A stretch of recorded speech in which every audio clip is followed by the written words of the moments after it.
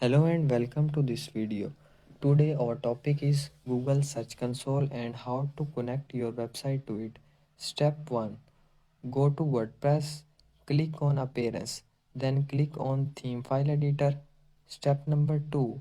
Open the header file, scroll down and click on header.php. In the header file, locate the head section. Step number 3. Copy your website URL. Go to your website and copy the URL. Step number 4. Open Google Search Console and visit Google Search Console. Click on Add Property and after that paste your website URL and click Continue. Step number 5. Verify ownership. After a moment you will see verification option. Scroll down and choose the header tag method. Copy the provide HTML meta tags. Step number 6.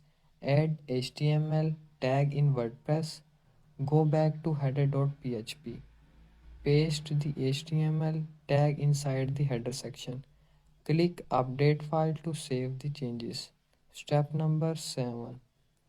Complete verification. Return to Google Search Console. Click Verify. Once verification is successfully, click Done. Final step. Now click Go to Property. Your website will showing data in Google Search Console, and in this way you will connect your Google Search Console to your website. Thanks for watching. See you in the next video.